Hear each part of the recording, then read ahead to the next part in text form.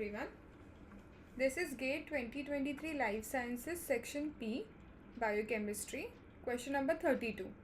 Which of the following molecules are second messengers produced by phosphoinositide signaling cascade? And the options are phosphatidyl inositol 4,5-bisphosphate, also known as PIP2. I'll explain the structure later. Inositol 1,4,5-triphosphate, also known as IP3. Inositol 1,3,5-triphosphate, and diacyl glycerol, also known as DAG. Okay, so in the question they have mentioned is R. So there could be, the correct answer could be more than one. Okay, there could be two options which are correct. This is the NPTEL online course reference in which the signaling cascade mechanism is explained. So the signaling in GPCR coupled signaling as well as receptor tyrosine kinase signaling, we have GPCR receptors. Okay, and when ligand or a hormone binds to this GPCR, it activates GPCR proteins. Okay, the receptor is activated, which further activates GPCR proteins. Here those are G alpha and G beta gamma. Okay, these activated G proteins further activate this enzyme phospholipase beta. Okay, phospholipase C, also known as PLC. This is very important enzyme. Similarly, in receptor tyrosine signaling cascade, when the growth factor binds to the receptor, this receptor is further activated, which further activates phospholipase C. Okay, so in case of GPCR, phospholipase beta is activated, whereas in case of receptor tyrosine kinase, phospholipase gamma is activated. Okay, these are the different isoforms of a same enzyme, and this enzyme acts on PIP2. So what is PIP2? As I mentioned in the last slide, PIP2 is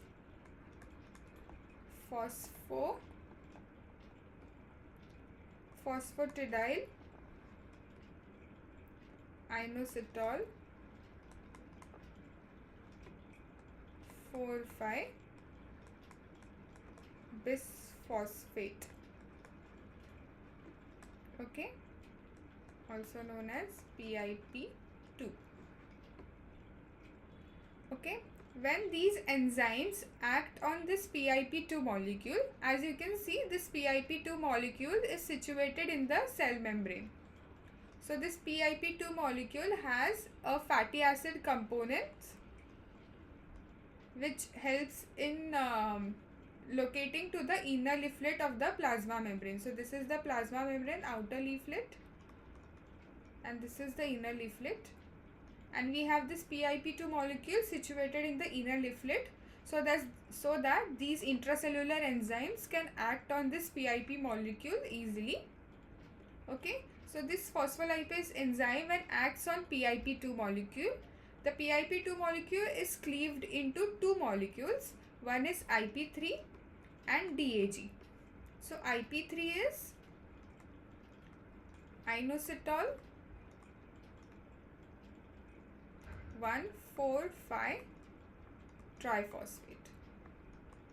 Okay, keep in mind that this 1,4,5 are the positions where the phosphate groups are.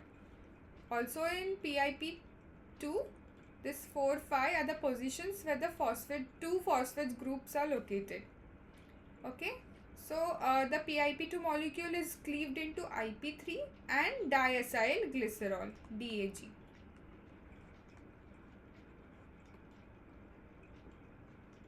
Okay, Further, IP3 molecule activates, increases intracellular calcium levels, and then it has various cellular functions inside the brain. For example, here the phospholipase C beta is responsible for activating all these functions. Similarly, diacylglycerol further activates PKC, and it helps in further growth and functioning of the brain as shown here. Okay, these are the different functions which it carries out. Okay, so now I'll explain how is the how the phospholipase C exactly cleaves, and I'll explain the structure as well. So this is the hydrolysis reaction of PIP2, that is phosphatidyl inositol 4,5-bisphosphate molecule.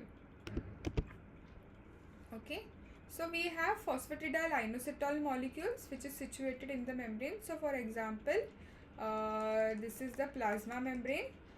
These two molecules are stuck inside the inner leaflet of the plasma membrane. This is the inner leaflet of the plasma membrane, and this is the outer leaflet. Okay,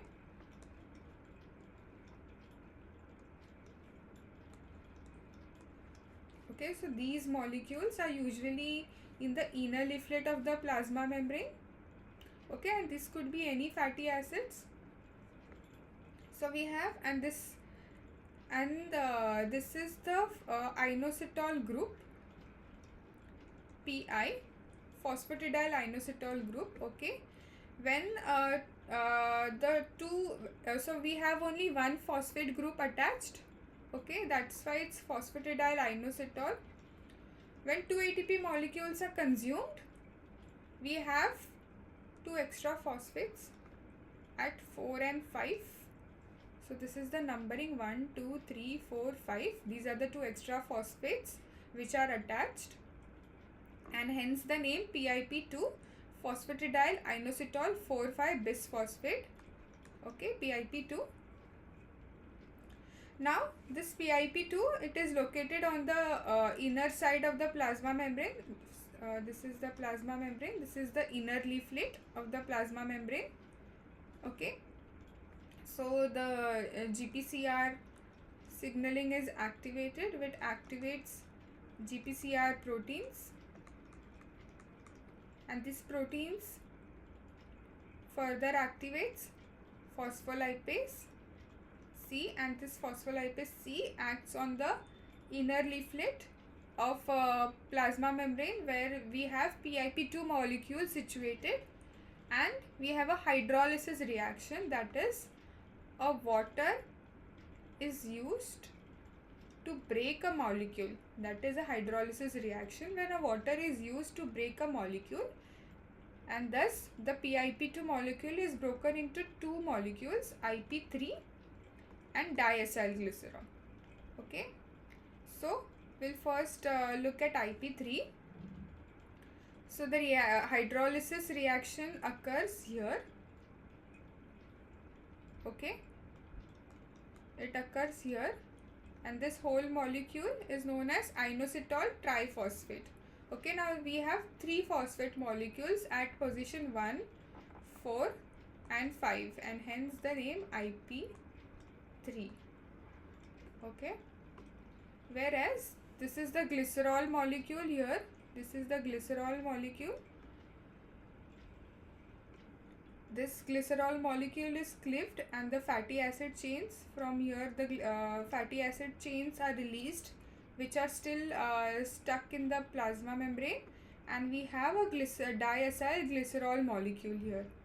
Okay, so this diacylglycerol molecule further activates protein kinase C, which has different functions, okay, inside the cell. Okay, so so we have, these are the very important second messengers. They so IP3 activates calcium channels, so there is calcium influx, so it increases the intracellular calcium levels,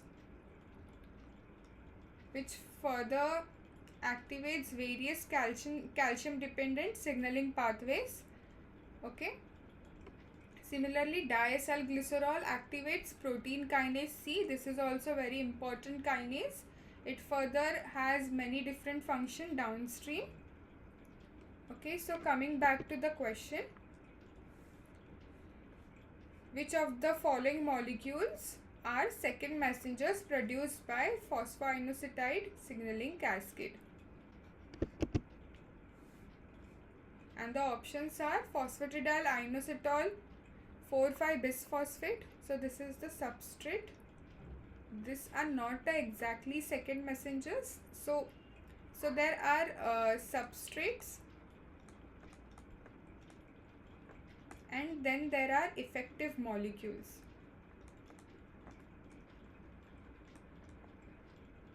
Okay, so in the signaling cascades, the substrate in the signaling cascade which I shown, the substrate is PIP2. PIP2 which is cleaved to give IP3 and DAG. Okay, and this IP3 and DAG have downstream signaling which when they are functions. So these are the effective molecules. So IP3 and DAG are the effective molecules and PIP2 is the substrate. So this is the substrate, and hence not the second messengers, but IP3 and DAG are the actual secondary messengers. And option B is 1,4,5 triphosphate. So as you remember, IP3 has phosphate at first position, 4th carbon and 5th carbon, and hence this is one of the correct option. And option C is 1,3,5 triphosphate. This is not correct because the phosphate position is wrong. We have the correct position is 1,4,5 and not 1,3,5. So this cannot be the one of the second messengers. And finally we have diacylglycerol. So the two important molecules, IP3 which increases calcium ions intracellularly, and diacylglycerol which activates PKC kinase. This further activates downstream kinases to give. Okay, so the correct options are inositol 1,4,5 triphosphate and diacylglycerol. Thank you.